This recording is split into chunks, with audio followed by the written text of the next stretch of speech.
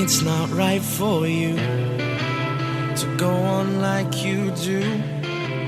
You talk a bit too much. Hey guys, I'm Si. Welcome to Ace Podcast Nation, a fast-rising podcast network and YouTube channel featuring podcast series, content and interviews on all variety of subjects from football, combat sports, mental health, life stories, music and a lot more. Ace Podcast Nation, you're home to many great shows and series featuring top guests, expert analysts and more. You can get all the shows first in video format, youtube.com/Ace Podcast Nation. Please do subscribe. Click that bell for notification. It's the most direct way to support us at the moment. And if you prefer your podcast in audio form, just search Ace Podcast Nation. And there's well over 400 shows on just all sorts of different subjects. The links to it are all in the description below. But tonight I am thrilled to be joined by a band that's exploded onto the music scene with their dynamic indie sound and relentless energy. It is Sam and Walker from the Scouse band, Honey Motel. Welcome lads, how are you? Hello, Si, you okay? Yeah, really good, thanks, mate. Yeah, I'm good, man. How about you? Oh, good, mate. It's been a weird year, but it's been a weird week for me because I've been walking around with a concussion for the last week, so it's been a bit of a daze. We were going to do this last week, and I had to rearrange, which was a bit of a nightmare. So I apologise for that again. Oh, don't worry about it. We're always open to do things like this. No, I've been looking forward to it, mate. Honestly, it's, I had the Crooks on, who obviously won Foundry Music as well, and we had good crack with them, good laugh, and like I just said to you just before we started recording, not looking to have like a formal question answer. We'll just have a chat, and we'll see where the chat goes. But first and foremost, what I like to do is kind of for anyone who's not familiar with you or whatever, is just have you guys sort of tell us where you're from, and like a bit about your upbringing, and just a general intro into you as people, I suppose. Yeah, so we're from Liverpool, but we're not actually all from Liverpool. We're kind of like from the surrounding areas and things. So I'm from the Wirral. Sam is he's born and bred in in Liverpool, and our drummer and bass player is from like St Helens and stuff. So we're all kind of from around the northwest area. Kind of all had similar upbringings as well, like working class upbringings. And we all just kind of got into music. From a young age, and we were all interested in playing music together, and just from there we just got talking and made a little band, and yeah, that's kind of how it went. Yeah, that's it. That's how it went. Yeah. So interesting, right? So one of my favourite podcasts, apart from my own, obviously I've got to say that, is self-promote. It's Have a Word podcast. I don't know if you're familiar with it. It's what's his name, Adam Rowe. And oh yeah, the comedian. Yeah, I'm onto him. He's his podcast with Dan Nightingale, Have a Word, is it's so funny, mate. Honestly, it's apart from my podcast, it is the funniest podcast around. But like he was saying on a recent episode. So you said you're from the Wirral, didn't you? Yeah. Then is that correct? You'll correct me if I'm wrong. I think Scouse people refer to people from the Wirral as woolies or something, don't they? Yeah, we're either wolves or woolly-backs. So what's that about then? I don't actually know where it stems from. So officially, I only see myself as the only Scouser in the band. Okay. Ben always laughs about this, but so he's from Neston over the water, so the Wirral. So like for Scousers, that is not a Scouser at all. That is not even close. The drummer's probably the closest. He's from Widnes, but even that's like a borderline area. And then Jack the bassist is St Helens, doesn't sound nothing like a Scouser, no, even though it's only a few miles up the East Lancs. But I'm from Croxteth. But yeah, anyone who's not on an L postcode is unfortunately not a Scouser. Not regarded as Scouser. So are you red or blue, and Sam? I'm a red. I'm a red man. So this is what confused me. See, when we were just talking before the show, obviously the stuff which I've got and it's the stuff on your YouTube page, like which describes you as a Scouse band, and then Walker went, "Oh yeah, I'm a Man United fan." I was like, "We are a Scouse band. We're we've gigged here our whole lives, but yeah, Walker, you can explain why he's a Man United fan, but yeah, I'll never know." So it just comes from from my family. You could say the same because your family, a lot of your family are Blues, aren't they? Yeah. Or my dad's side is all from Manchester. For generations upon generations. And when my dad met my mum, they moved to the Wirral. And still are all of my mum's a Liverpool fan as well, so it makes for hostile nights in the household when it's a United v Liverpool game. But yeah, because I live in Liverpool now as well, so it's really hard to kind of just since 2012 2013 it's been hard. And a lot of my mates are Reds as well, so they used to be like, oh, do you want to go to the pub and watch the game? And I'm kind of like, not really, no. And, but yeah, it's especially when like Liverpool won like the Champions League and the Premier League, it was just seeing just all the town absolutely rimmed with Scousers celebrating. I was like, I actually went to Manchester when Liverpool won the Premier League, just to get away from the town, because I was like, I just don't want to be here. Yeah, I can imagine that is quite brutal. Like, and the thing is as well, like United's sort of going downhill a little bit since Fergie left has kind of coincided with Liverpool getting their act together a little bit. With it has, yeah. So well, that was Fergie's goal, wasn't it? He wanted to knock the Scousers off the perch. Yeah, they right. Very quickly, we've got to talk about the football scene as we're on it. Like, do you think Solskjaer's the right man to take United forward? Well, I think if you look at the kind of rise that he's been on, I think United posted it on their Instagram. 3 years ago, he came, I can't remember the exact stats, but, he came fifth and he got to the quarterfinals. Then last year he came third and he got to the semi-finals. And then this year we're second and we're in the final of the Europa League, qualifying for the Champions League. So I think if you just look at the facts, then I would say, yeah, he is. But if we talk about a bit more than stats, I got to say, when he was the Cardiff City manager, he was shockingly bad. Like, I know it's like different because you got a different standard of player straight away. Yeah. More money and that. But like, just tactically, he looked desperately out of his depth in the Championship, like compared to the Norwegian League. And he did in the first season he was at United. You could tell that he didn't really have when like Jose Mourinho was in, you could tell his whole ethos with football was about defending. We defend first and then we counter-attack. And when Ollie came in, I remember, was it Cardiff that we played? Yeah, I think it was one of the first game, and we won 5-0, and everyone was like, "Oh my god, this guy is going to take us to glory again." And then a couple of weeks, like 2 or 3 weeks later, we lost like 4 or 5 games in a row, and we were like, what is this man's style of play? But I think over the time, you can see a style of play coming. It's all about the possession game. I feel like passing the ball around and just getting it to Bruno, who's going to find that little gap and just play it through to Marcus or something. I got to say, I think if they back him properly in the summer, I don't think United. I think they're only like maybe 2 or 3 like proper world class players away. Yeah. But I also think a big part of that will depend on if they keep like Pogba. So, because I actually think Solskjaer's probably managed him the best out of all the other managers who've managed him since he came back to United. Like, it's an interesting conundrum because you can get a shitload of money for him probably still. I don't know. Would you keep him? I would. He needs people around him though who are gonna bring the best out of him. Like when Bruno and Pogba started playing, Pogba was nowhere to be seen before Bruno came. Now that Bruno's come, Pogba started, upping his game, and he's shown that £90 million price tag that we bought him for. I think, especially in some games, he's just been like, as soon as he's come on, there's been a complete change. But I think, just going back to what you said, if we got 2 or 3 more players in, we'd be, challenging for the title. I think we've been like that since Fergie has left. If you look at the team that Fergie had, he had like Tom Cleverley, Fabio, Darren Gibson, mate. Darren Gibson, yeah.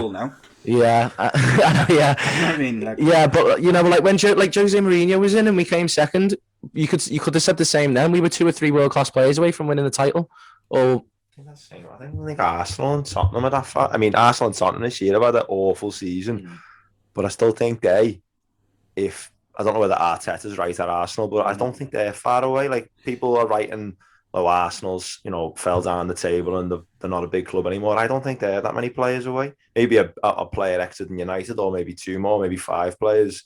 But that's only a couple of windows for a rich club. You know what I mean? The problem is to get, say, 3 world-class players. So, like, in United's case, I'd say they need, like, say, Harry Kane, for instance. Harry Kane, Sancho, and then a defender, I don't know, Varane or something from Madrid. That's going to cost you nearly 200 million for 3 players. And, like, I just don't see the Glazers spending that. And really, when you look at the kind of top 6, or the traditional top 4, say, or top 5, none of them can spend that money apart from Man City. Even Chelsea, I don't think, these days, would just smash out 200 million on 3 players, which makes it very difficult. And I think, like, what Liverpool have done is quite clever. They've brought in kind of young players who were, like, doing very well at lower clubs, but they're not, like, young in the, like, some of the players which United brought in this year. They're young and they're on the brink. They're already playing Premier League football, like Robertson from Hull and stuff. And then they've got them at their peak, or going into their peak, where they can really get the best out of them. And then you've got a decent manager like Klopp. My one worry, if I was a Liverpool fan, would be if Klopp kind of goes. And I that think would be an issue for me, I think, because I think he's a massive part of everything about it. Like, he's made Jordan Henderson look like a footballer. Yeah. Incredible to me, like, but he's done it, so you can't knock him. No, I think that's interesting. I think that's what I've never, like, the last few years with United, they've put that much money since Fergie left into new players. It is mind-baffling.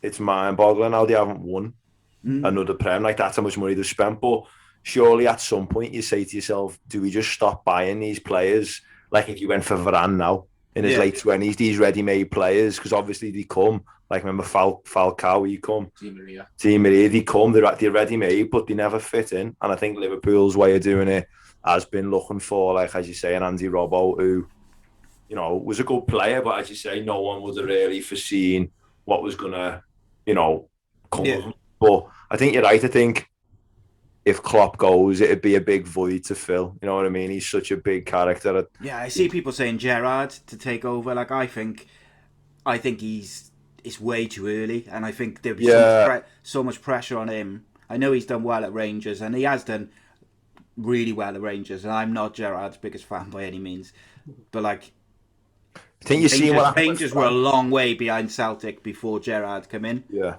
And he hasn't spent a massive amount of money to win the league. So you've got to give him credit for it. I think Gerrard will probably be hesitant now that he's seen Frank Lampard go to Chelsea too early. Yeah. And that's not pan out. I think maybe Gerrard might be a bit like, I don't want to make that same mistake. But obviously, do you reckon he would manage another club in the Premier League? I don't see. So Gerrard, no. Yeah, and that's the problem then, because he can't get that experience at the top level unless he goes abroad, maybe, which I suppose is an option. Yeah, man, totally. You said about United, man.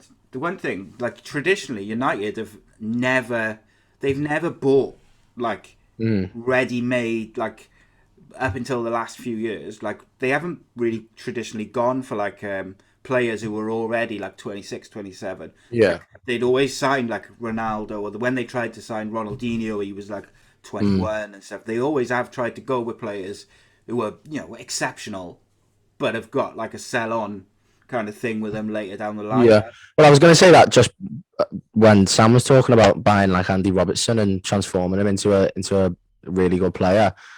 United's ethos for years upon years, ever since, my dad was a kid, the ethos has been bringing players through the youth team. And I think I read a fact, like, in the past, like, I can't remember how many years, but in the past, however many amount of years, there's always been at least one academy player, either in the team or on the bench. In the squad. And I think that's what a lot of United's foundations are built upon, using the youth. The greatest year of Man United when we won the treble, it was all because of the class of '92.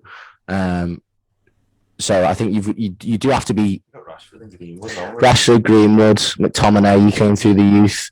But I think Mourinho was the first manager, wasn't he? And you think he's the only manager in something like 40 years to pick a side with no academy players in.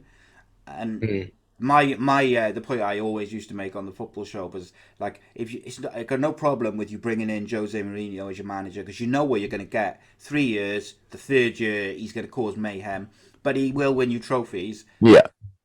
But you also know you're going to have to spend between 150 million and 200 million every summer. Yeah. And the second you don't give him money to spend, then you may as well sack him, because it's pointless. Everyone knew that ahead of time, and I feel like United backed him the first window, like the first summer, and then after that they kind of gradually were giving him less and less, but still expecting him to do what Jose Mourinho does. And I think that's difficult. And also, I also do think he hasn't changed with football. Like, football's changed in the last 5 years, and he hasn't. He's been stubborn, and you've seen how good the way that Liverpool and the way that City play, pressing the ball, winning the ball up high, making sure the opposition has like as little amounts of the ball as possible. And you could see that Mourinho just refused to change with the seasons. Yeah, it's the same with them. Like even at Tottenham, he was playing proper. What he did at Man United, he was trying to get them to be proper solid at the back. And under Pochettino, they were proper. And it's like you didn't want to go and play Tottenham under Poch. It was like they were going to score a lot of goals, and that sort of still getting a lot of goals, but wasn't nowhere near as a threat under Mourinho as they were under Pochettino. They were a lot more solid at the back, or maybe they weren't. The defenders weren't good enough, but he tried to make them a lot more solid than what he tried to do at United, basically. And I think the fans just get bored of it, because they do see Liverpool and City and even lower sides like Leeds, proper going for the throat in games. And I don't think fans want to go to a game, do they, and just watch the team sit off. Yeah, you're just like, what's the fucking point? But yeah, they interestingly, I seen today that Pochettino's been linked with going back to Spurs, because he obviously he's getting a load of criticism because Lille won the French league. And like, there's no way with that squad, PSG should be winning that league by like 20 points, really.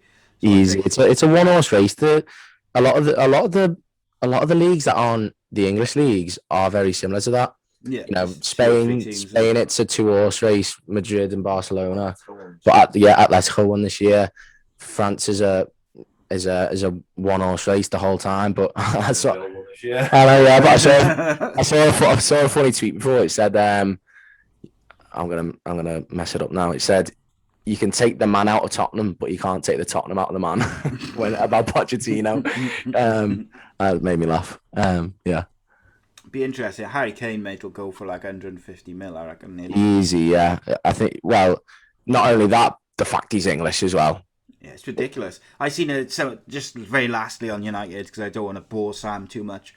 I saw a thing today which said they've been quoted 90 million for Declan Rice, and then there's this other lad, I've forgotten his name now. He's some French lad who plays the same position, same age, but his stats are like almost double in terms of quality as what Declan Rice's are, and teams are being quoted like 30 million for him. Yeah, and it's like, that's down to your scouting, isn't it? Do you know what I mean? Yeah. How old's Declan Rice, I don't know. I think he's like early to mid 20s. Yeah, I was thinking about 23, 24. Yeah, I think he's something around there. I couldn't tell you. I suppose that's the thing, just them being English. He's Irish anyway, isn't he? Is he Irish? He had a choice, didn't he? Yeah, he played for Ireland at like all the way up to 21s, got in the Irish squad, pulled out with an injury, and then the next time around they kind of named him, and he said, "No, I'm going to go play for England." Yeah, well, that was happening with Wan-Bissaka, wasn't it? Because he's had an absolutely cracking season, and he still wasn't in the race to be the England right back. And so he said, "If you don't choose me, then I'm gonna." I think it was it the Dominican Republic or something like that. That's right, he said he'd go and play for. Fair dues to him. He's is it Trent as well? He plays right back. Yeah, so if it was them too, I think. There's a lot of competition there. Yeah, I think Wan-Bissaka had the better defensive stats, but Alexander Trent Alexander had the better attacking stats. I think Trent's more flexible. Like Wan-Bissaka's very much a right back, and that's all you're gonna play him. I think Trent could go wing back, and I think Gareth Southgate himself, seen him talking earlier, he even said he'd be happy playing him in the centre. Yeah, I don't think you wouldn't do that with Wan-Bissaka. Play 3 at the back as well in some games. Yeah, so Trent might end up being a wing back, or yeah. I did hear Gareth say today he would be happy playing him in the middle, so maybe that's why. I do think Wan-Bissaka's good, but as you say, he's stuck to that position. Yeah. So if there's a queue for that position, maybe he's just thinking I want players that can go anywhere or in a few positions. Southgate likes Trippier as well, doesn't he? So lad, he picks him for Everton, doesn't he? Yeah, it's one of the England got loads of good fullbacks, man. They got they're coming out their ears. Right. In terms of music, how did Honey Motel come about? Like, how did you get together, and the name, and just the initial thing? Yeah, online we I met Sam first. God, when was it? 2017, 2016, and I was doing music A level, and I just kind of wanted to take music away from being just educational and taking it to something that, because I really enjoyed it when I was doing it at A level. So I was like, I want to do it outside of school as well. So we both found a website called joinmyband.co.uk, and we both shoved adverts on in there, and we met up one Saturday afternoon in Liverpool and practiced. We were just doing covers when me and Sam started, and we had a different bass player, different drummer, and we were just doing covers and writing, horrible songs that will hopefully never be heard by anyone. And yeah, we just carried on. Me and Sam went through a couple of different bass players, a couple of different drummers as well. No, it was just the one drummer, wasn't it? Two drummers. Yeah. And then we met Pab and Jack, and we were another band. We were called Lola for a while, from about 2018, 19. For a year or so. Yeah. And we just kind of saw it as a hobby then. We just kind of enjoyed doing it on a Saturday, going to a gig and practicing once every blue moon. And then we just started taking it more seriously as time went on. And so, we just got in contact with management companies, which is how we met Ben. And we just when it came to rebranding the whole band, so it used to be very much like skinny jeans, leather jackets, lots of distortion and stuff. But once we've done this whole rebrand, and we spent months brainstorming for names, didn't we? The amount of time we spent on band name generators and writing names. We went to Manchester once to meet up with someone and talk about this whole rebrand, and we just sat in a pub for 3 hours just shouting names at each other, and then on the way back home, me and Sam were just going, what about this? We just couldn't think of one, and we just stumbled. I think we stumbled upon Money Hotel, yeah. And then I think I said Money Hotel, and then Paul, our drummer, just switched it round to Honey Motel, and it was just the best of a bad bunch, really, wasn't it? Yeah. We were just kind of we don't love it, but it'll do. And so we just stuck with that. One of them not happy, with that type of band, we're never happy. No.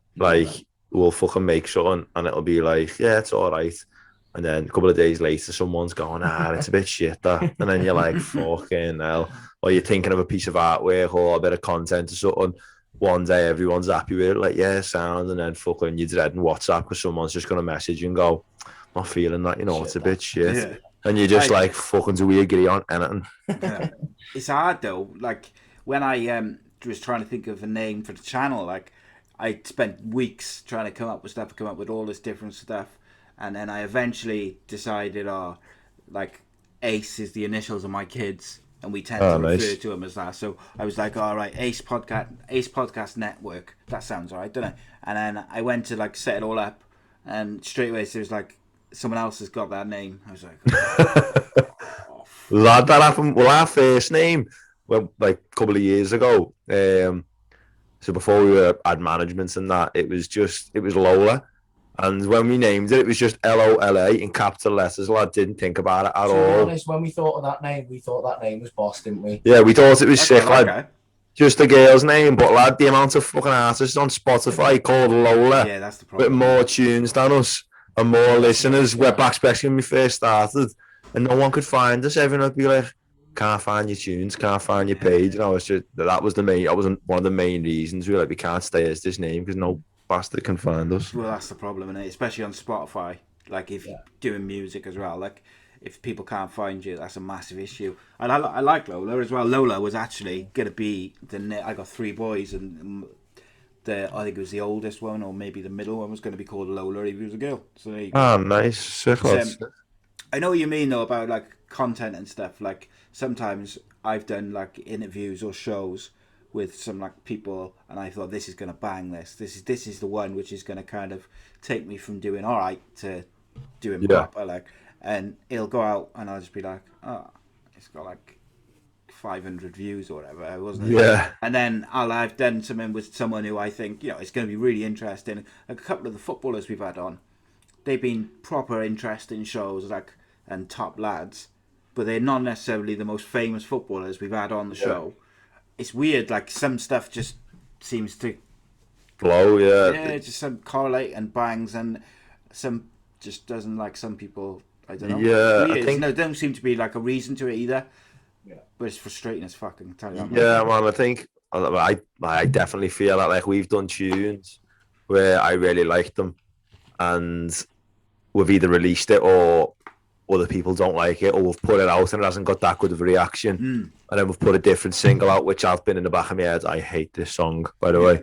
Like, it's shit. And loads of people are sharing it on release day and going like, oh my God, and we'll get loads of streams, and you're just like, the fuck, you know what I mean? Like, yeah, it's hard then, isn't it, though? Because you're trying to, like, I suppose with music and that, even with like video content or podcasts or whatever, like you're trying to make stuff which is going to resonate with people, obviously, because you need people to watch or to listen or to do. Otherwise, it's, you know, you're not going to progress. Like, but equally, you're always going to make stuff which you like, and I think it's hard if you make stuff which you like and it doesn't resonate with people. It can be a bit demoralizing. But equally, like I said to you before we started recording, your song "Keep It to Yourself," absolute banger. I love that. I've been listening to it. I hate it.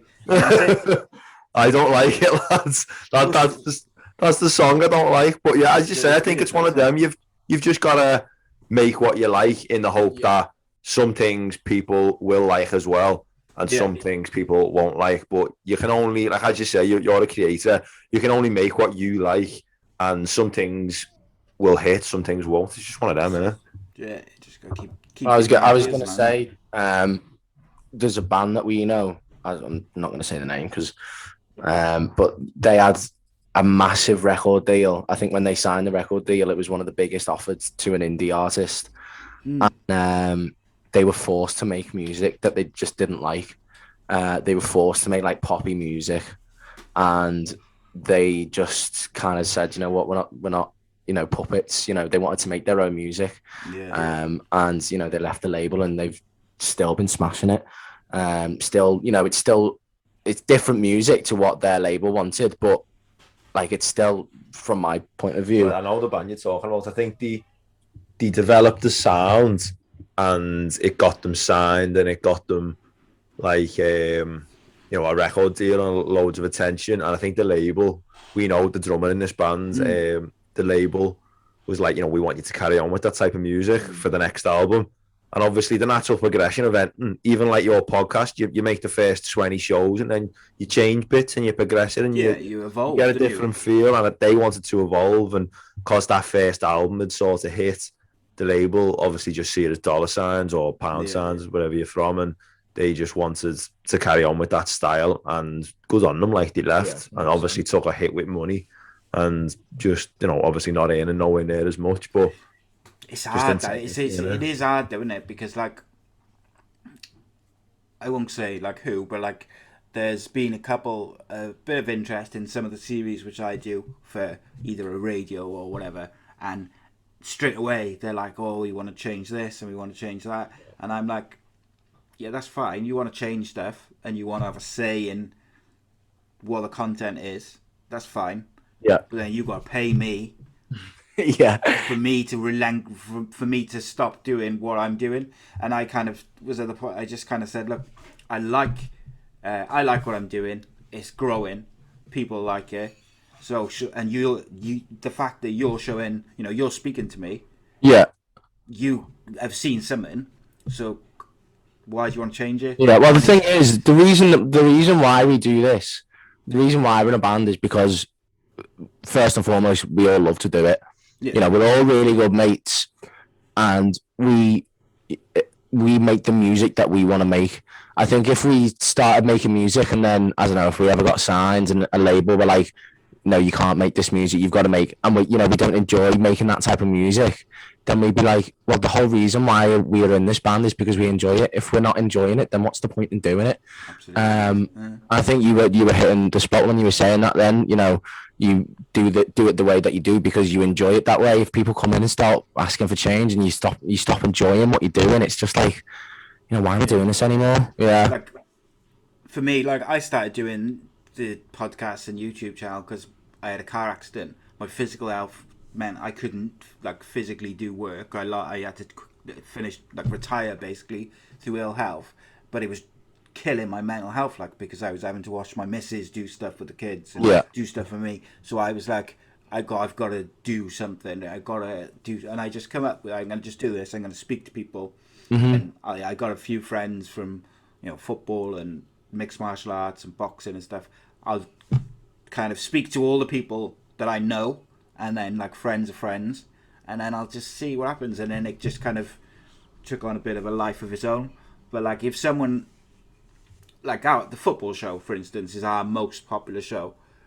If someone, whoever, wanted to kind of take that and put it on their network or their radio or whatever, we've always said that's fine. But if you want to change it, then you've got to basically what I'm saying is I have got a price. You pay me enough money. Yeah. You can do what you want. Yeah. But it's not gonna be the same, is it? And I know that, so that's why you got to pay. Basically, if you're gonna, it's a weird thing though. But then I also think, what you said, if you start changing stuff because they're asking you to change stuff, then if you're not enjoying it, it becomes a whole different thing then, doesn't it? Yeah. If I'm not enjoying doing podcasts or shows or whatever, then that's a different dynamic completely. And one of the reasons that I can sit here and have a conversation with you, I've never spoken to you guys. Yeah. But I can sit here and I can talk to you, and I feel like I've spoken to you many times. Yeah. But if I didn't enjoy it and I was being forced, by someone out from the outside saying, right, this is your guest, this is what you're going to talk about, this is what you're going to ask them. Yeah. I'm not going to enjoy that, so it's going to feel different and it's going to be different. And with music, I would feel like you guys will tell me more, but surely that would mean the whole dynamic changes, doesn't it? And the feel of doing it, maybe even the feel of the music. If your heart's not in it, it's not going to be the same as creating something that you deeply believe in and you care about. Well, I think if you spend months upon months writing a song, practicing it with the lads, changing bits, especially now that we've kind of got a bit better at writing songs, we've definitely started enjoying the process a bit more. And I think the more you spend with a song, you almost start a relationship with it, and you start, just thinking of little things that you can do in little bits. And I feel like if you lost that care for it and you lost that love for it, you wouldn't have the same feeling when you're in the studio writing, recording.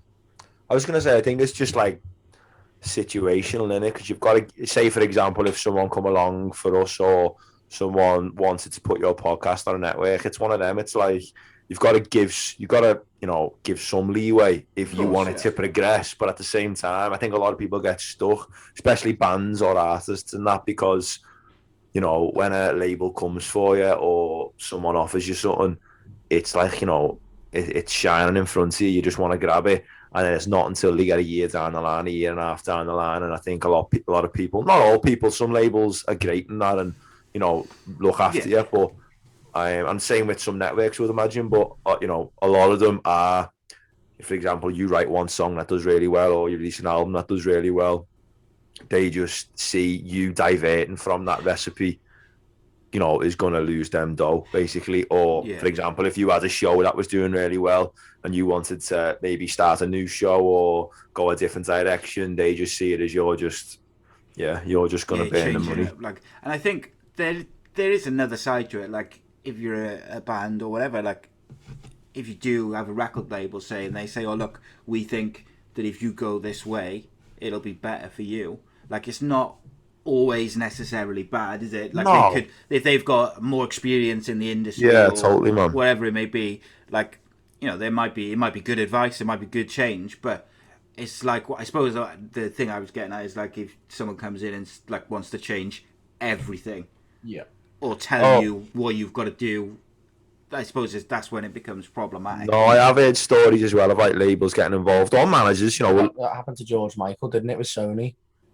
Was it George Michael? I think it was George Michael or Elton John, actually.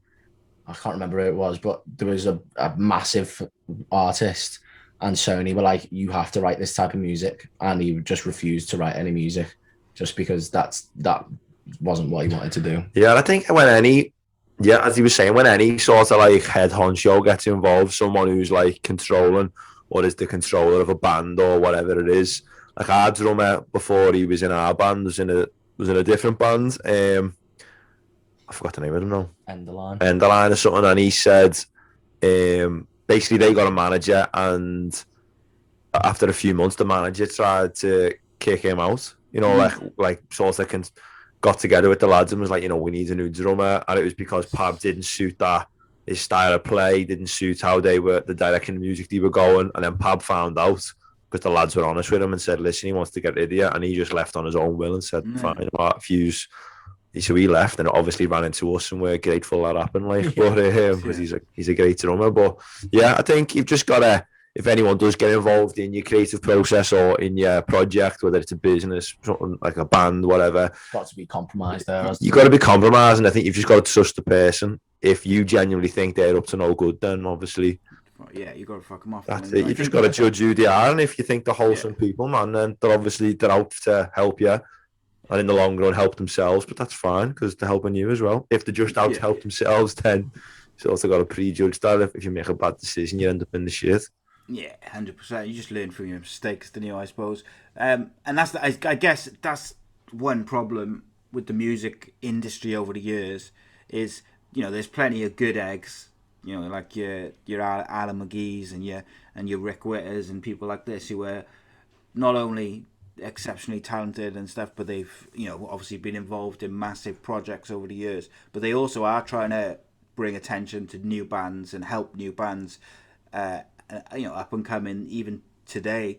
And I think that for every one of them, there's also someone who's trying to exploit bands and you know, teenagers and people who've got a good voice. And we work with This Feeling, and they literally share every bit of content of the bands they work with, or try to. Obviously the socials are really chocker, and we've worked with other promotion companies who won't share you or won't give you any help to promote a gig you're doing for them. It's weird, but they won't do it because maybe you're not a big band and they don't want to put you on their page because it's seen as like, oh, we only have big artists on our band. But This Feeling, man, they share everything. And whether you're a band that's new with 2 fans, they'll put you out there and tell people listen to you, all the way up to like bigger bands who are doing, you know, or bigger artists who are doing dead well. So yeah, it just depends on who you work with. Some people are just out for their own reputation and their own pockets, really. And I think others are out for that, obviously, because you got to earn a living, but also have integrity and you know what it's about. I had a weird thing recently. An online radio station contacted me. I've had a couple contact me over the last year, but this particular online radio station contacted me and said, "Oh, we really like your podcasts." It was just after I'd put the one out with Rick Witter from Shed's Heaven, and he said, "Oh, you know, I really like your podcast. Would you be interested in putting them on our radio station? Be a good way to broaden your audience and that, etc., etc. I was like, and I've always said, I'll listen to anyone. So I said, what have you got in mind? And then he was like, all right, so what we do is we'd pick, the shows we want or whatever, or you'd send us shows, and then you pay X amount to have a slot on the radio. And I was like, hang on, that's not going to benefit me, is it? No. And then I looked, and when I investigated more, I think they had like 8,000 Facebook followers or something, and I got like 10,500. I was like, so where's the broader audience coming from? Yeah. It was just like, and look, don't get me wrong, I'm not saying like that I've got like this big audience and stuff where I'm just I fund myself, I do everything myself, I edit it myself, and I got some help from a few co-hosts and mates and that. But like, it was just the way he came about it. The first message was like, oh yeah, we really like what you're doing. And then the second message was like, and you'll have to pay. Yeah. And it wasn't cheap, and I was just like... It's the same in the music industry as well, the amount of messages we get on Instagram. Oh mate, Instagram is insane. It's mad, isn't it? Yeah. Just saying, get 100 listens on your Spotify track for $3.99. Obviously, and like obviously there are people out there who you do have to pay because of course. That's how they make their living. Like our publicist Gio, she is the absolute cream of the crop. She is the hardest working person one of the most hardest working people I've ever met. And obviously we're more than happy to pay her because firstly we know that this is how she makes a living, and without our help, then it's going to be a lot more difficult for her to do that. But secondly, she's amazing at what she does. She grows organic, real like fans. So instead of having 5,000 listens on a track, which are just all robots, she'll grow, 5, maybe a bit less, 500 organic fans that actually want to come and see your shows, and which we'd like much prefer rather than just, a fake fronted band with loads of fake listens. And we trust Gio and she trusts us, and it's a great collaboration, and that's what we you need that though, don't you? Like every time we put a post up on Instagram, we get like a load of comments, promote with us, and it's like, wouldn't be so bad, but then like you'll have a look at their page or whatever, and it's like you say, pay whatever for this many downloads or views and that, and it's like, to me that's so pointless, because all right, from the outside looking in, it might look great because you've got 15,000 downloads or or views or whatever it may be, but unless you keep paying for every time you put out a song or a video, do you know what I mean? Those people, they're not going to come back. Just going to say, being paid to watch it or listen to it. I've noticed some bands who've released a tune, and in the release week, they get, they've got like 5,000 monthly listeners, and the tune shoots up in listens, and then you go where people are listening, and they're listening in like the most. So if you go on our places, if you go on our monthly listeners like Liverpool, London, Birmingham, Cardiff, like all cities, a few obscure, but like all mainly like Liverpool is where we get our most, and then it gradually grows out from there, or dissipates from there to a bit less in London. But it's like you can see it, the genuine. Some people have got like 1,000 listens in like India, and then 100 in Chicago, and then. And then 2 weeks after the track comes out, the band's back to 98 monthly listeners. And it's like, weird. What? You know what I mean? Obviously, they've just paid a bot or someone to put them on a playlist, get a load of fake listens. It doesn't benefit you, does it? Like long term, it doesn't achieve anything, because when they announce a gig or whatever, like then those people are not gonna, because if they're even real people, they're not gonna watch. No. They're only going to come back and view the music, or listen to the music rather, if they do, they pay again. So like, it doesn't help you grow. Yes, the band's all ego, isn't it? Yeah. just for the band to feel good about themselves on release week. To put it on their Instagram. Yeah, and just be like, oh, thanks for me. You see it like, oh, 5,000 streams in a day. And then 2 weeks later, there's a few bands, I won't mention names, and like they're on like fucking 47 monthly listeners. And you're just like, you just fucking paid some bastard. You know what I mean? So it's weird, mate. I've never understood it. I didn't even know you could do it until probably about a year ago. Someone told me about it. And then this last probably 6 months, every time we put up an Instagram post saying, you know, new show, watch here, listen here, it's just boom, DMs and comments. Especially if you put a hashtag on Instagram. I've had to stop putting hashtag podcast. And when the worst one was when I did the shed set with Rick Witter, I put hashtag music. Oh my God. It was the worst thing I could have done. Some people genuinely are looking at these hashtags, but then also with that is a load of bots and a load of spammers who are just looking at them hashtags and just going, hey, I'm selling blah blah, fucking buy it for a tenner, send me the dough now, and you're like, fuck's sake. What music are you guys into personally? I mean, myself, pretty much. And this sounds like an answer of someone who doesn't like music, but when I say everything, like I can go from listening to Sam Cooke and Otis Redding and BB King and listening to today? John Luca. Been listening to a bit of One Direction lately. What did you send into the chat? That Scouse band, I can't remember. Oh, The Real Thing. You onto The Real Thing from the 70s? Yeah, I've heard of them. I'm not massively familiar. Like me, everything, the sweetest song that I can. Yeah. They're from Toxteth in Liverpool, but lads, everything from soul to jazz to blues. Bit of northern soul, mate. I like. Yeah. Tell you what I like from Liverpool is the choral, mate. I really, really like the choral. I always have. They're all really, aren't they? Are they? So the choral are from New Brighton. I have no idea. I know they're from around here. Sure, I don't know. I was watching them on Jules Holland the other day with me mum, and she didn't believe it. I went, they're Scouse, you know, and she went, go away, yeah. And she'd never heard it. What's their main tune? Dreaming of You. Yeah, she'd never heard it. Jesus. She went, hey, it's one to dance to. I don't know when you never heard this. She was like, no. I just went, oh, bloody hell. The ones are from what I think one of their band members is actually from Neston. Oh, right. And you know, obviously they did Valerie, didn't they? And I found out the other day on Jules Holland that the Zootons bassist plays in Noel Gallagher's band. Really? Oh, is it? Yeah, it was on Jules Holland when Oasis split up. Zootons had split up around a similar time or a few years earlier, and Noel said words had got around like the scene, and you know he was starting a band called the High Flying Birds, and he hadn't picked any members yet. And Noel said the Zootons bassist, he said he answered the phone, it was some Scouse, he just went, hey, hello. And he just went, apparently you're forming a band, aren't you? And apparently Noel just went like, yeah. And he said, can I play bass for you?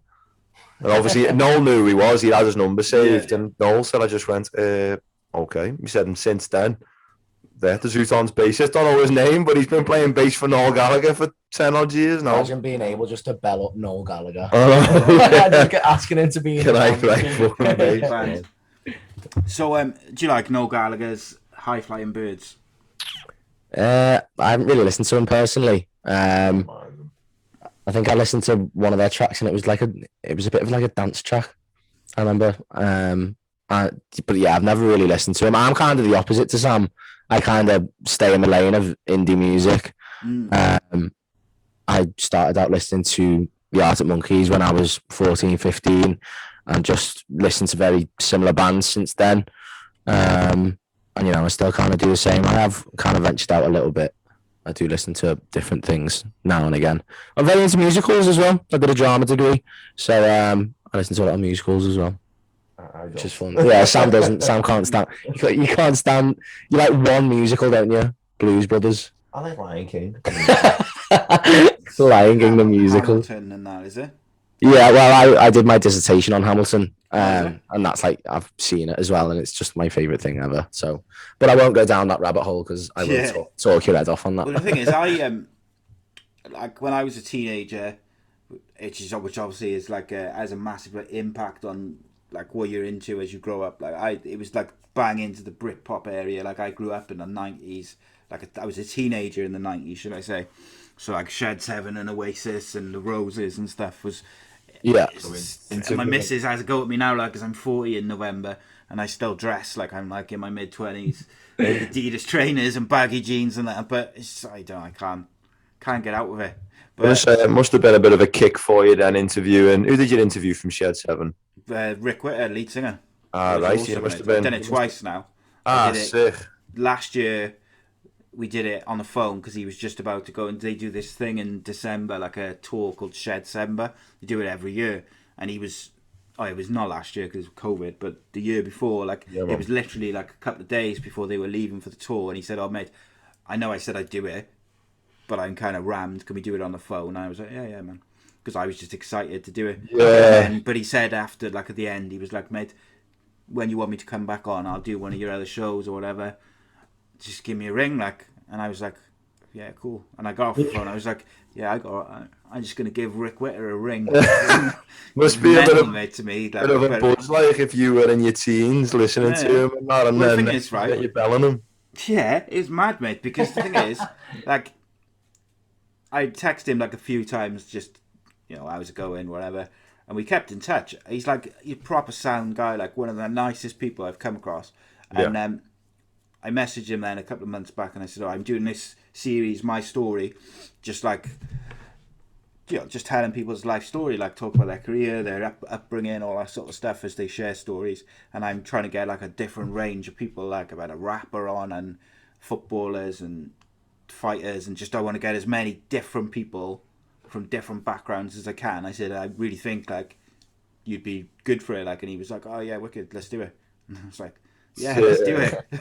But it is mad sometimes, like, because like I grew up listening to him and Oasis and stuff, and then you're like, "Oh yeah, I'll just send him a text now and see how he's doing."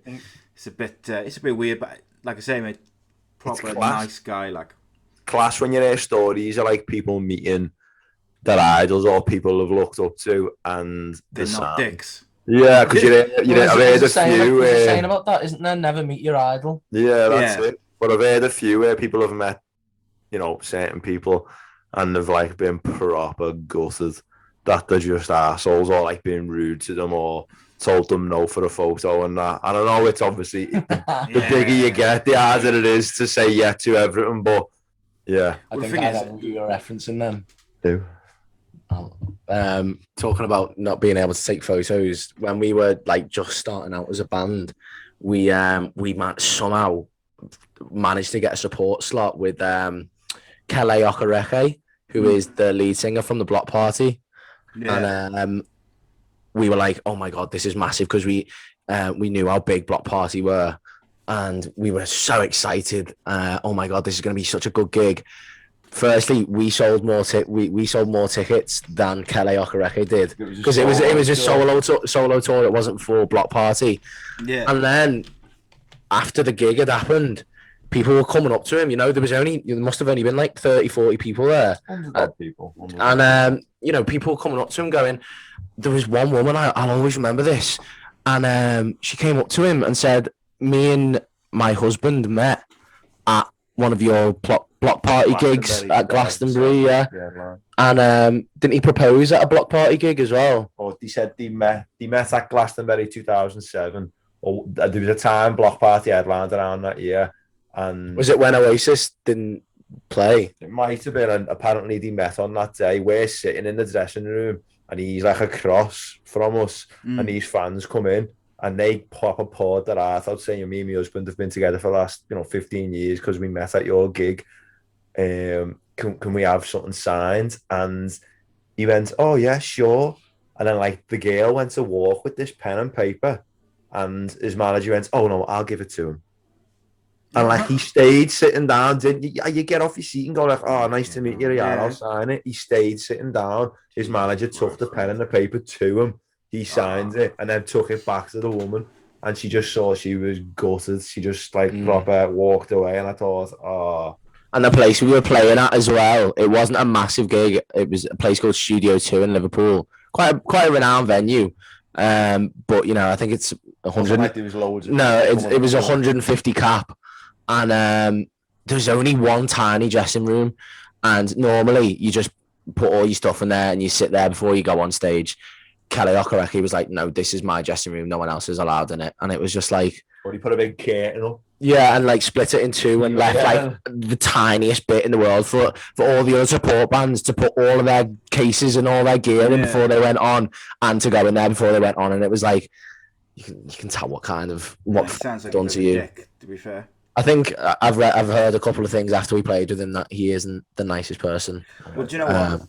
Like one of my two musical like idols who are still alive would be like Liam Gallagher and Ian Brown, and like I met Ian Brown in passing once in Cardiff, like literally for like 5 seconds, and I was in awe because he's just a cool fuck, like. And then my sister got a compliment off Ian Brown once, and she went to see them in Blackpool, and her and her boyfriend at the time were staying at a hotel, and they thought that Ian Brown would be staying at that same hotel, which is why they booked that one. Yeah. They went to the gig, they came back, and they were waiting just to see if Ian Brown turned up, and they were just about to turn in for the night, and like 4 Mercedes vans come down, and Ian Brown gets out, and he says to me sister, she was wearing like this brown Adidas leather jacket, and Ian Brown went to me sister, that's a really cool jacket. And like still Ian Brown is like her absolute idol, and still to this day she has that jacket hanging up in her cloakroom, and she never touches it or anything.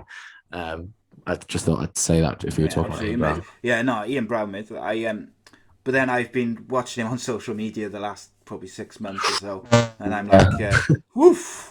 I'm not sure. He's on the fucking bend, isn't he? He's gone a bit loopy, mate. I think the lock finished him off or something, because I said the other day to my mate, I was like, you know, like if someone had said to me before, like, yeah, get Ian Brown on your podcast, I'd have been like, that will be like the dream. And like now I'm like, oh yeah, I don't know if I want to meet my idol. Like people who like, I think Van Morrison released songs, proper like protest songs against like.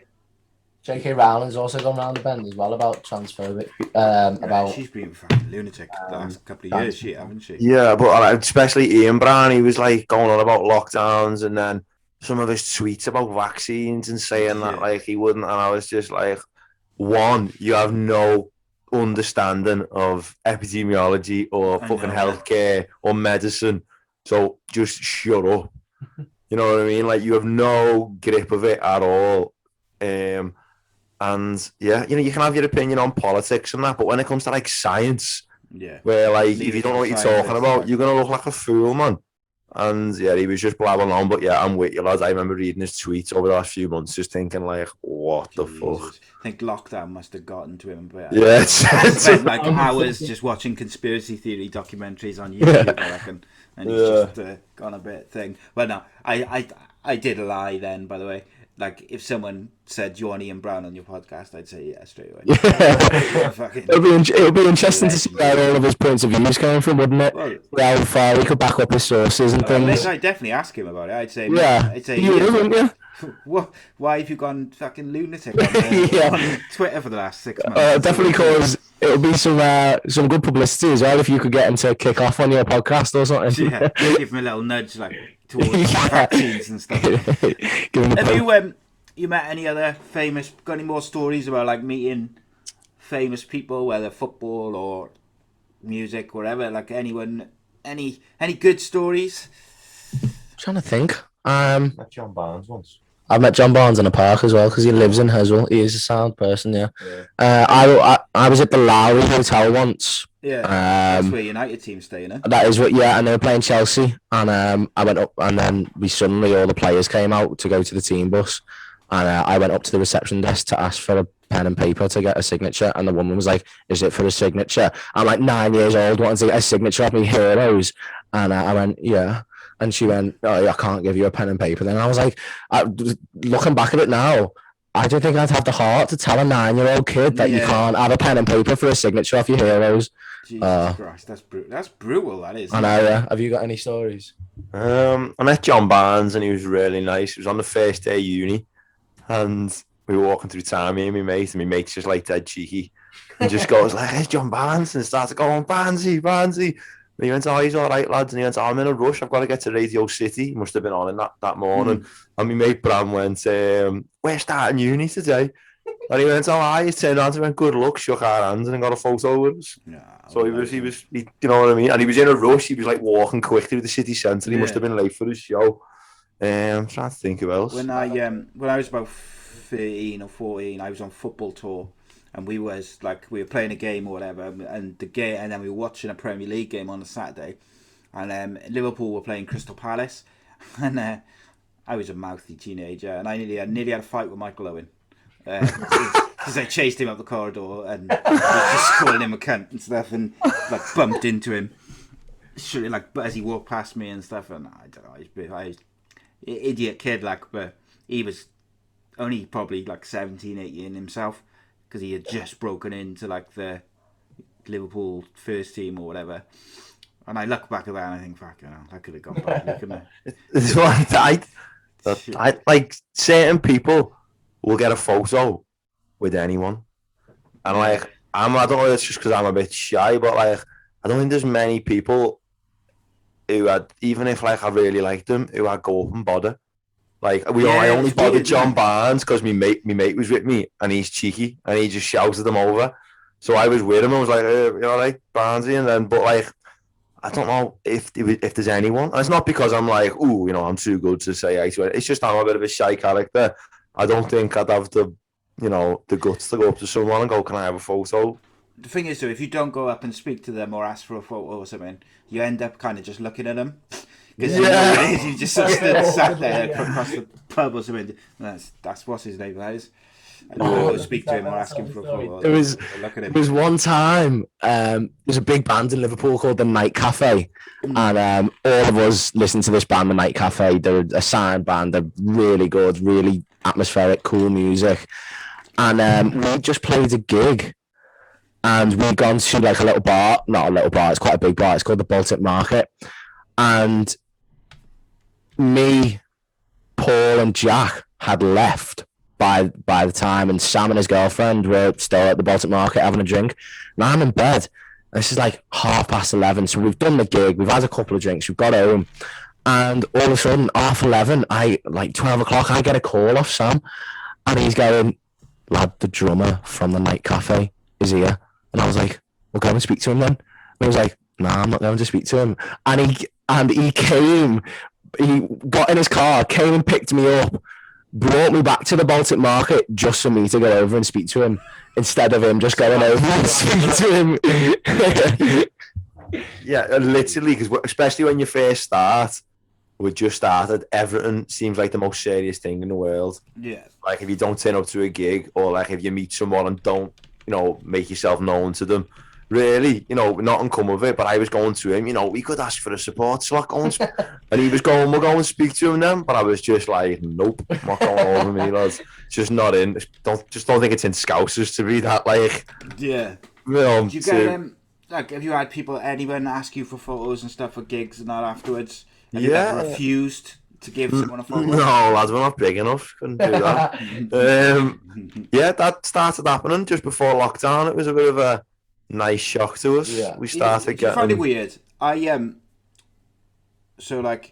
large portion of our live viewers, they're all from either Cardiff, where I'm based, or where Andy's based in Borough and sort of up that way. And when we'd only done a couple of live shows, so it was only just starting to sort of do all right.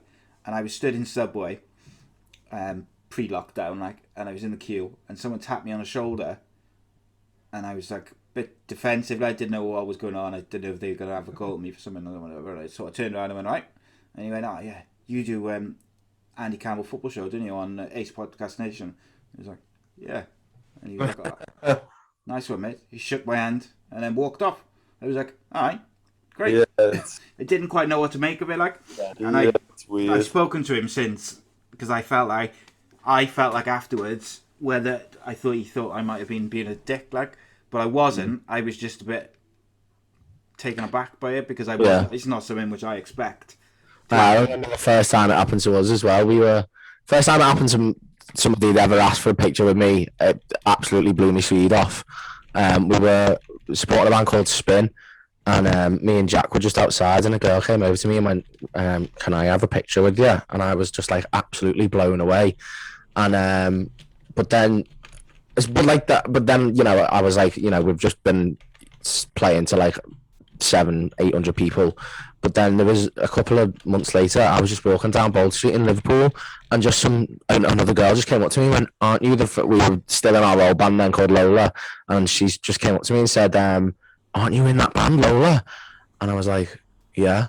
And she was like, "Can I get a picture with you?" And like, just because it was like completely out of context. And no, I've just one more on that. Our drummer, who's like professional, you know what I mean? Like, he's like takes everything quite like serious. If we're working with like a videographer, and he's messaging them the day before, going like, "Oh, what spec of camera have you got?" Just like our tech nerd, which is fine. But we were doing this live lounge thing about a year ago, just before lockdown come in, and we couldn't find the venue where it was. It was like a hidden little door, so we're on the street walking just in Liverpool, and this young girl and lad, must have been 14 or 15, come up to him and went like, "Are you in, so and so?" And he just looked at them and went, "Oh yeah, I'm looking forward to working with you." Because he thought they were the cameramen and not in this thing. They're only kids. He went, where do we get in? And he went, "Oh no, what?" And they just went, "Aren't you the drummer in Honey Motel?" And he was like, "Yeah." He went, "All right, no, we just..." Yeah, and it was the most awkward thing. And he come up to us going, "I just thought two kids were fucking cameramen." I went, "What, two 15-year-olds are working for some company filming?" And he just started laughing. He was just... That's a story which you can tell for years and years and years. Yeah, it is. Jesus Christ, I like that one. All right, to finish us off, then, what about what have you got coming up? Shall I say, in terms of gigs and stuff like that?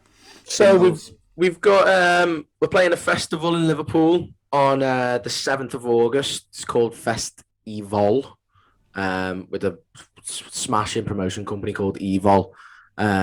It's in Liverpool. It's in the centre of town, and it should be a really. I really think it is going to sell out because there's some big names on that bill. And that's a 1,200 cap venue.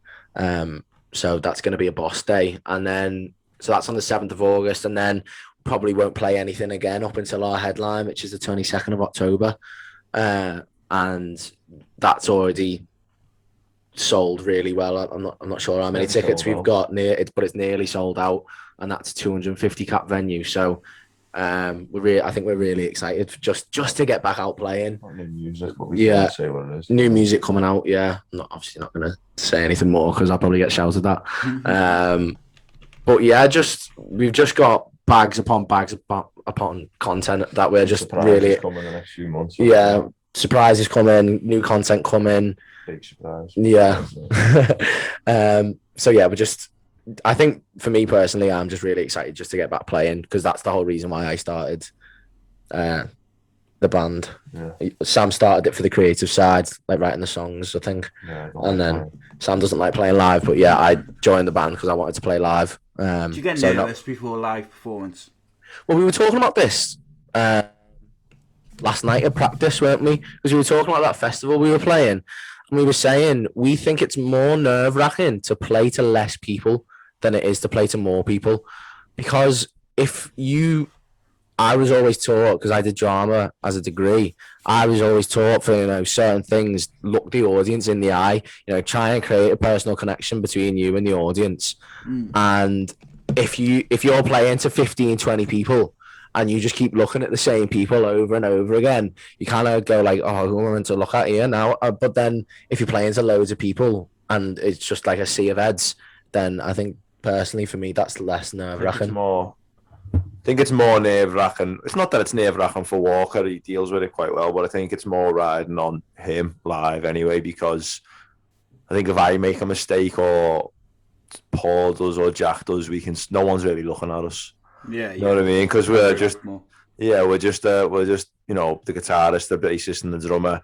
Everyone's looking at the frontman. So if he falls over or sings a line out of tune, that was obvious or says the wrong words, that's a song people know. Obviously, like everyone just is locked onto him then, and then obviously that cripples you. Then you're like, people are looking at you, so it's either break through it and get back where you were, or just completely crumble.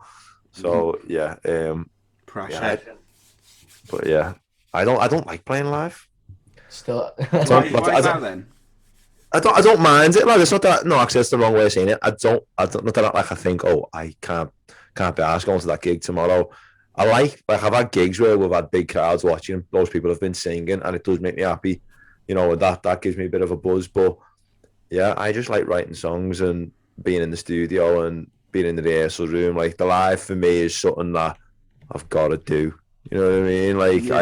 I like the creative side. I'm a bit of a shy character, so you saying especially in person, so it's not really my thing. Weren't you, after the first gig we ever played, you were just like, nope, that's not for me. Yeah, our first gig, it was only in a little venue. All my mates come and that. Shout out to them.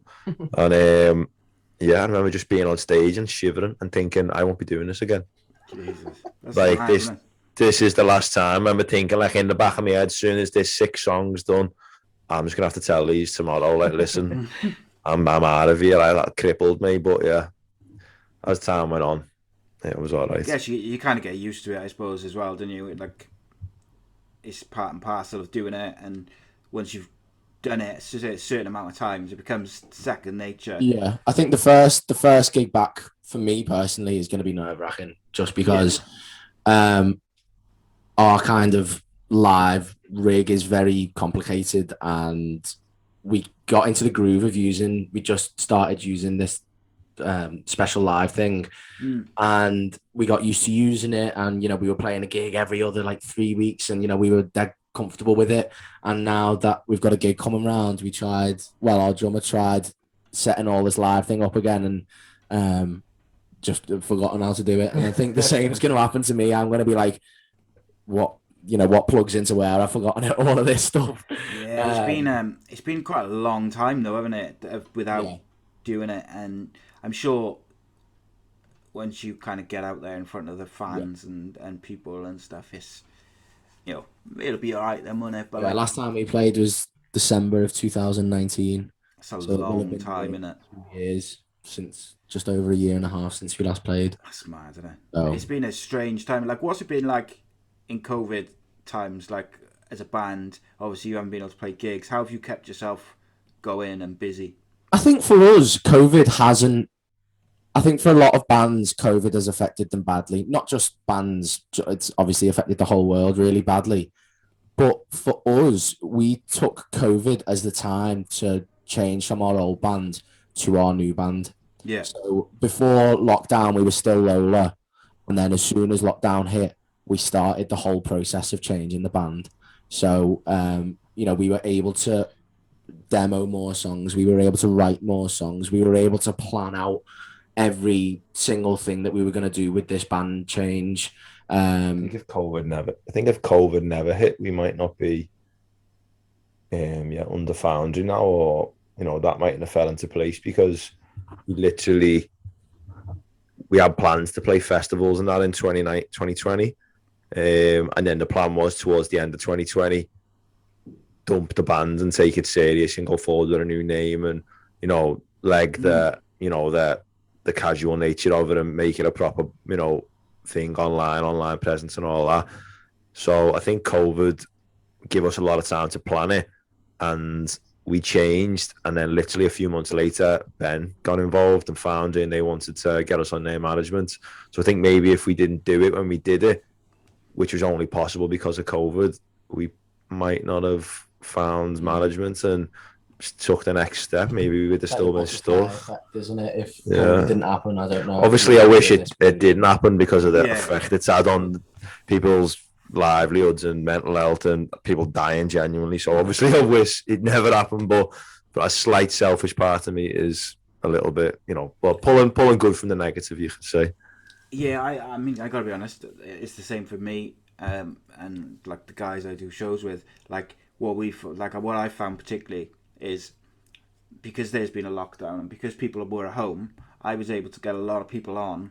Yeah. Previously, it had been logistically quite difficult to pin down because they would be either traveling or working on TV or stuff like that, which means that it's difficult, isn't it, then to tie them down to sit down for an hour and a half or whatever. Yeah, I think now that everybody's also got used to Zoom and Microsoft Teams and Discord and everything, it's definitely.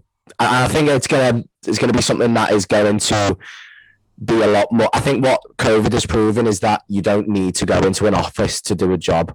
Like my dad, you know, albeit it's horrible sitting in the same chair in the same office every day and seeing the same people walk past your window, but you know, from a health standpoint, you can, and from a business standpoint, you can see that you don't need to go into an office to do work.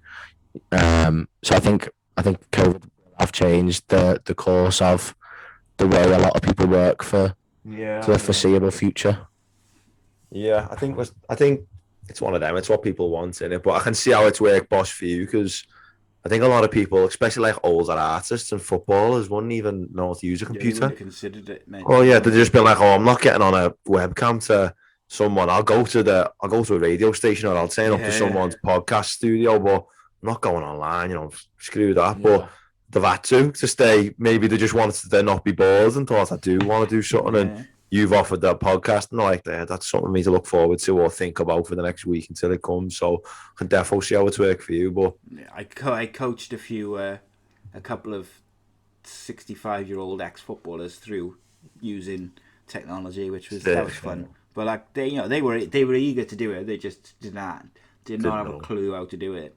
They like literally, he won't mind me saying, David Giles, who used to play for Wales and Cardiff and Swansea and Palace, he just didn't have a clue. Like in the end, we had to get his son to drive over from his house to kind of come and show him and that. But he's such a sound guy, but he just didn't know how to do it because he'd never had to. And it was cool though. Right, I've taken up much more of your time than I said I was going to. I appreciate that, lads. I'll put links to everything which you've got. Social media, Spotify. I'll put links to all of that in the description. Thank you very much. Also, if you send me like link for the festival you're doing and stuff like that, I'll chuck that in the description as well, so people can be one click away. Thank you very much for that. Appreciate your time, lads. Thank you very much. Thank you very much for having us as well. Yeah, cheers, mate. It's been fun. Yeah, it's been really fun. Appreciate it. Good crack, mate. You're all welcome back at any time, mate. And I'm hoping by the end of this year I should have a nice little studio sorted as well. So smashing. We'll get you all down. I'm gonna be doing a road trip at some point. My plan, I'm gonna be going up to Chesterfield, Middlesbrough, Scotland. So maybe I'll take a detour up your way and see you later as well. Smashing, sounds good. Excited. But keep in touch. Amazing. Nice one, lads. I appreciate Smashing. it. Speak to you soon, mate. Yeah, take it easy. See you later.